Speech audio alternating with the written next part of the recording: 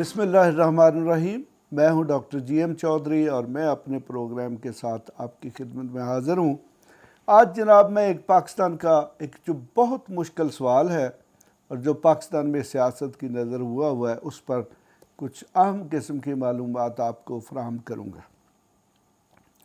وہ جناب ایشو ہے کہ کیا پاکستان میں کالا باغ ڈیم بننا چاہیے یا نہیں۔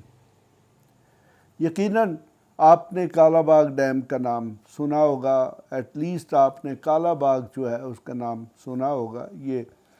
جو میاں والی ہے اس کے پاس یہ لوکیٹڈ ہے۔ چشمہ آپ نے جو ہے اس کا بھی نام سنا ہوگا۔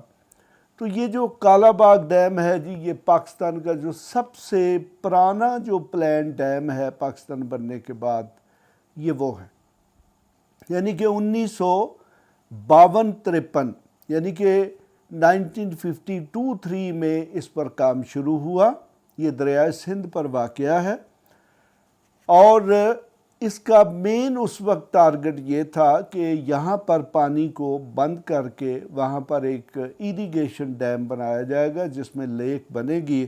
اور اس لیک میں تقریباً 7.6 ملین ایکڑ فیٹ پانی جمع ہوگا،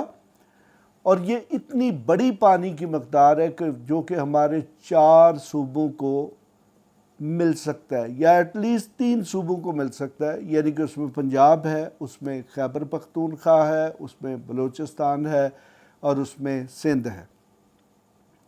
اس سے ان 4 صوبوں کی جو زراعت ہے اس پر بہت اچھے اثرات ہو سکتے ہیں۔ یعنی کہ ہمیں سالانہ اربوں روپے کا فائدہ ہو سکتا ہے۔ ہمارے ملک میں آج کل آپ کو پتہ ہے کہ گندم اور چاول کے بھی بڑے مسائل ہیں اور پانی کا تو بہت بڑا مسئلہ بنتا جا رہا ہے۔ تو اگر یہ ڈیم بن جاتا ہے تو وہ مسائل حل ہو سکتے ہیں۔ تو اب سوال یہ پیدا ہوتا ہے کہ جب یہ 1953 میں اس کو ڈیزائن کیا گیا، اس کو پلان کیا گیا، اس پر کام شروع کیا گیا، تو پھر آج تک یہ بنا کیوں نہیں؟ تو جناب آج تک یہ ہمارے جو سیاستدان ہیں ان کی یہ خود غرضی کی وجہ سے یہ ڈیم نہیں بن سکا۔ آج عوام کو جب آئی پی پیز کی طرف جانا پڑا ہے، یہ جو انڈیپینڈنٹ پاور پروڈیوسر ہیں یا پھر جو دوسرے مہنگے ذرائع ہیں ان سے بجلی پیدا کرنے کی طرف جانا پڑا ہے، تو اس کے سب سے بڑی وجہ یہ ہے کہ ہم نے اپنے جو واٹر ریسورسز یعنی کہ جو پانی کے وسائل ہیں ان کو پراپر طریقے سے اسیس نہیں کیا، اور اپنے دریاؤں اور نہروں پر ہم نے ٹائملی ڈیمز نہیں بنائے۔ اصول تو یہ ہونا چاہیے تھا کہ پاکستان میں بجلی کی بڑھتی ہوئی جو ضروریات ہیں ان کو مد نظر رکھتے ہوئے ایٹ لیسٹ ہر 5 سال کے بعد ایک بڑا ڈیم بننا چاہیے تھا، اور ہمارے پاس ایسے سینکڑوں سائٹس موجود ہیں جہاں پر چھوٹے ڈیم بنائے جا سکتے ہیں۔ یعنی کہ چھوٹے ڈیم سے مراد یہ ہے کہ آپ ایک چھوٹا سا جنریٹر کہیں بھی کسی چھوٹے سے نالے پر بھی لگا دیتے ہیں اور وہاں سے جو بجلی پیدا ہوگی وہ ارد گرد کے جو 2-3 دیہات ہیں ان کو دے سکتے ہیں۔ برٹش دور میں اگر آپ دیکھیں گے تو جہاں پر بھی انہوں نے کوئی اپنا ریسٹ ہاؤس یا بنگلہ یا پھر چھوٹی موٹی کوئی کینٹونمنٹ یا اس قسم کی جگہ بنائی ہوتی تھی، تو وہاں پر جو بھی قریب سے کوئی نالا گزرتا تھا تو اس میں وہ ایک چھوٹا سا پائپ لگا کے تو اس پائپ پہ وہ ایک چھوٹا سا جنریٹر لگا دیتے تھے، جس سے ان کی پانی کی ضروریات بھی پوری ہوتی تھی اور بجلی کی ضروریات بھی مفت میں پوری ہوتی تھی۔ تو مزید بات کرنے سے پہلے میں آپ کو بتاؤں گا کہ کالا باغ ڈیم کا بننا کیوں ضروری ہے، اور ہمارے پاس اس وقت جو انرجی کے ریسورسز موجود ہیں ان کی قیمت ہمیں کیا پڑتی ہے۔ تو جناب یہ جو فگرز میں آپ کو پیش کر رہا ہوں یہ پاکستان کا جو اکنامک سروے ہے 23-24 کا اس سے لی ہیں، اور اس کے بعد پھر یہ جو پی پی آئی بی یا پھر جو نیپرا کی ویب سائٹس ہیں یہ وہاں پر موجود ہیں۔ یعنی کہ یہ ساری کی ساری افیشیل فگرز ہیں، یہ میں نے خود تراش نہیں کی، یعنی کہ یہ افیشیل فگرز ہیں، سورسز میں نے آپ کو بتا دیے۔ تو پاکستان میں جناب جو ہائیڈل ہے الیکٹریسٹی، اس کی اب میں ساری فگرز تو نہیں بتاؤں گا، میں آپ کو سمپلی ریٹ بتا دیتا ہوں اور اس کا شیئر بتا دیتا ہوں، یعنی کہ اس کا تقریباً جو اس وقت انسٹالڈ کیپیسٹی ہے 25% سے زیادہ شیئر ہے، اور یہ ہمیں تقریباً 2 سے 4 روپے میں پڑتی ہے پر یونٹ۔ اس کے بعد اگر ہم تھرمل یعنی کہ یہ جو کوئلے سے، یہ جو ایل این جی سے یا پھر آر ایل این جی سے یا پھر یہ جو پیٹرول سے یا جو مختلف اس قسم کے ریسورسز ہیں ان سے جو بجلی بنتی ہے، اس کی ہمارے پاس جو انسٹالڈ کیپیسٹی ہے یہ 25,000 میگا واٹ سے زیادہ ہے، اور یہ ہمیں تقریباً 15-16 روپے پر یونٹ کے حساب سے پڑتی ہے۔ پھر اس کے بعد جناب نیوکلیئر جو ہے وہ ہمارے پاس 3545 میگا واٹ کی انسٹالڈ کیپیسٹی ہے، اور یہ ہمیں تقریباً 12-12.5 روپے پر یونٹ کے حساب سے پڑتی ہے۔ پھر جناب ہمارے پاس یہ رینیوبل ریسورسز ہیں، جیسے آج کل ہمارے پاس سولر آ گیا ہے یا پھر یہ ونڈ انرجی ہے، یعنی کہ ہوا سے جو بجلی پیدا کی جاتی ہے، اور یہ تقریباً جو ہے جی یہ بھی پاکستان میں دیکھیں کہ سال میں تقریباً 8 ماہ دھوپ رہتی ہے، بلکہ اس سے بھی زیادہ رہتی ہے،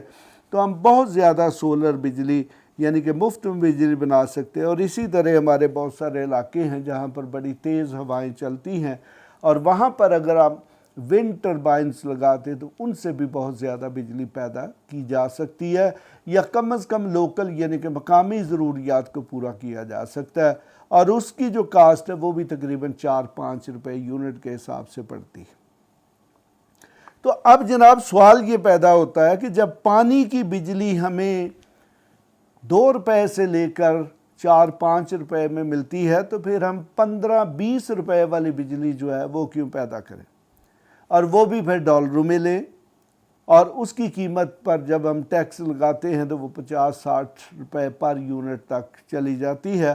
اور آج کل جب لوگوں کو بل ملتے ہیں بجلی کے تو ان کی چیخیں نکل جاتی ہیں کہ ہم یہ بل کہاں سے دیں، اور خاص طور پر ہمارے ملک کا جو غریب طبقہ ہے، جو سب سے بڑی تعداد ہے کنزیومر کی، جن کے گھر میں 1 پنکھا ہے، 4 بلب ہیں یا 2 پنکھے ہیں یا کچھ چھوٹی موٹی پانی کے لیے موٹر ہے یا اور کوئی سسٹم ہے، تو ان کے بل بھی جو ہیں وہ 15,000 سے 30-35,000 روپے کے آ رہے ہیں، جو کہ ان کی کیپیسٹی سے، ان کی انکم سے بہت زیادہ ہے۔ تو اب سوال یہ پیدا ہوتا ہے کہ کیا ان حالات میں ہمارے یہ جو واٹر ریسورسز سے جو ہم بجلی پیدا کر سکتے ہیں جی، اس کا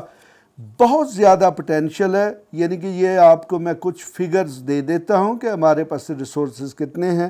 یعنی کہ خیبر پختونخوا جو ہے صرف اس سے ہم 27,000 میگا واٹ بجلی پیدا کر سکتے ہیں۔ گلگت بلتستان جو ہے اس سے 21,000 سے زیادہ 21,000 میگا واٹ سے زیادہ بجلی پیدا کر سکتے ہیں۔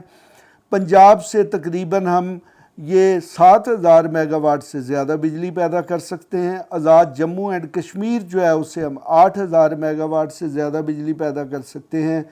سندھ میں ہم تقریباً 200 میگا واٹ سے زیادہ بجلی پیدا کر سکتے ہیں، اور بلوچستان میں تقریباً 5-10 میگا واٹ بجلی پیدا کر سکتے ہیں۔ لیکن حالیہ 2-3 سالوں میں بلوچستان میں جتنی بارشیں ہو رہی ہیں، تو اگر اس پانی کو ڈیموں میں جمع کر لیا جائے تو اس سے ہم ایریگیشن یعنی کہ کاشتکاری بھی کر سکتے ہیں اور بجلی بھی پیدا کر سکتے ہیں۔ تو اس طریقے سے اگر ہم صرف پاکستان میں جو ہائیڈرو الیکٹریسٹی یعنی کہ پانی سے پیدا ہونے والی بجلی کی کیپیسٹی دیکھیں تو یہ تقریباً 64,000 میگا واٹ کیپیسٹی ہے، جو کہ ہماری ضروریات سے کہیں زیادہ ہے۔ تو اگر ہم انہی نہروں پر، انہی دریاؤں پر، مختلف جگہوں پر 2-2, 4-4, 6-6 کلومیٹر کے فاصلے پر، خاص طور پہ جب ہم یہ گلگت بلتستان یا پھر یہ جو آزاد کشمیر اور KPK میں دیکھتے ہیں، تو وہاں پر دریا جو ہیں وہ سلوپ کے انداز میں نیچے جا رہے ہیں، اور ہم ہر دوسرے یا چوتھے کلومیٹر پر ایک چھوٹا سا بند باندھ کر ایک چھوٹا جنریشن سسٹم جو ہے وہ لگا سکتے ہیں، جو اس کے ارد گرد کی جو ضروریات ہے وہ پوری کر سکتا ہے۔ اور اس طریقے سے بڑے ڈیم مثلا جیسے یہ ہمارے پاس تربیلا ڈیم ہے، یا پھر اس کے بعد منگلا ڈیم ہے،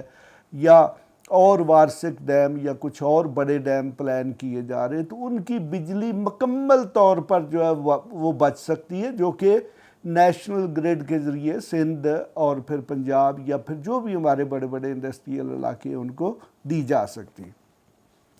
تو جناب اگر ہم یہ کالا باغ ڈیم کے حوالے سے دیکھیں تو اس سے 3600 میگا واٹ بجلی پیدا کی جا سکتی ہے، اور اس کی جو ایوریج کاسٹ ہے وہ تقریباً 2 روپے پر یونٹ پڑے گی۔ تو اگر فرض کریں کہ ہم اس پر مختلف قسم کے ٹیکسز بھی لگا لیں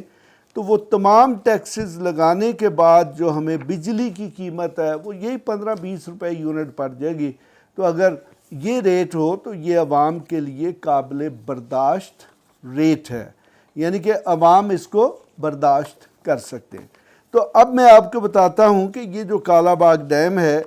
اگر یہ بن جاتا ہے تو اس سے ہمیں تقریباً 6-7 مختلف قسم کے فائدے ہو سکتے ہیں۔ مثلا سب سے پہلا فائدہ یہ ہے کہ ہم اس سے بجلی پیدا کریں گے۔ 3600 میگا واٹ ایک بہت بڑی ہے، اور ایون اگر ہم اس میں زیادہ ایفیشینٹ قسم کی جنریشن ٹربائنز لگا دیں تو ہم 3600 سے زیادہ بھی پروڈیوس کر سکتے ہیں۔ اس کے بعد جناب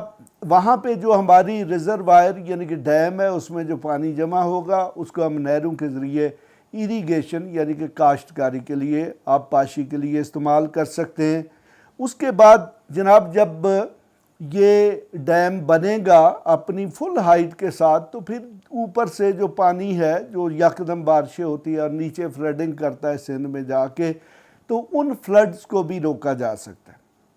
نمبر 4 پہ جناب ہم جو ہمارا ایگریکلچر سیکٹر ہے، ظاہر ہے جہاں جہاں بھی یہ پانی جائے گا نہروں کے ذریعے تو وہاں پر ہماری کاشتکاری بہتر ہو سکتی ہے۔ اور نمبر 5 یہ ہے جی کہ اس سے نیشنل انکم میں اضافہ ہوگا۔ نمبر 6 یہ ہے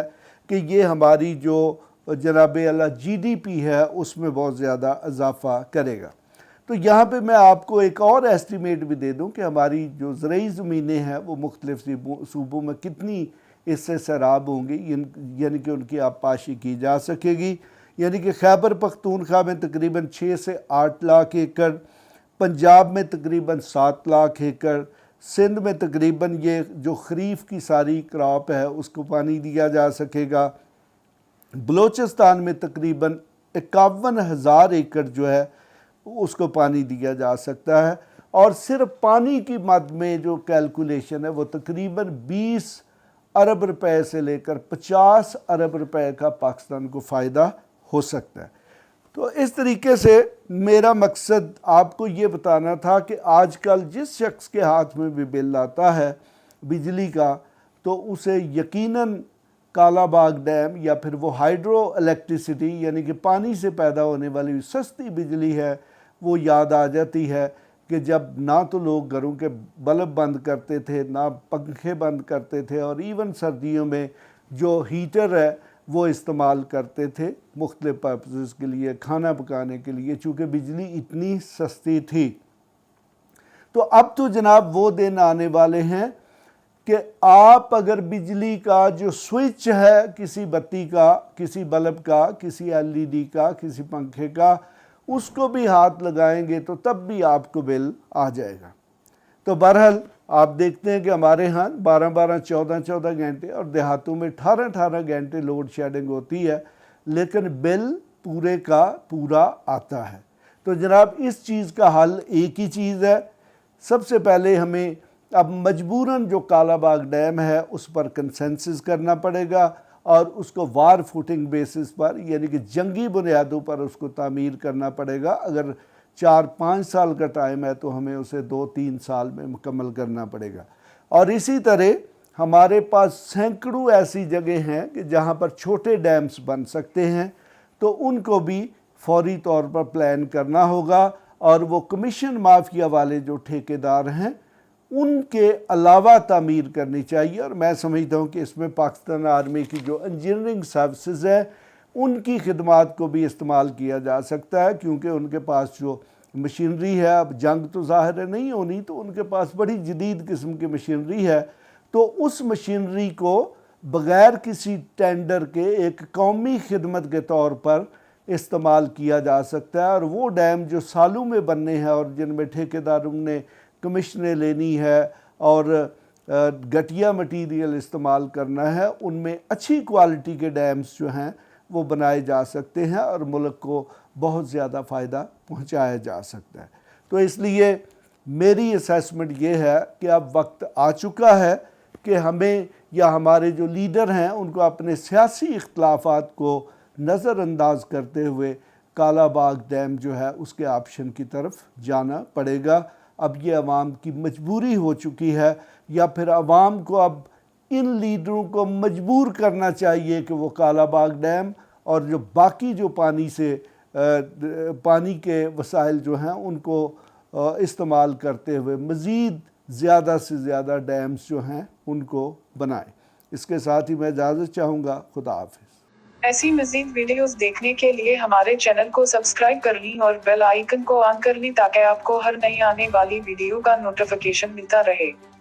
اگر آپ کا کوئی بھی سوال ہو تو آپ ہمارے دیے گئے واٹس ایپ نمبر پر رابطہ کر سکتے ہیں یا کمنٹس کر کے اپنے سوال پوچھ سکتے ہیں۔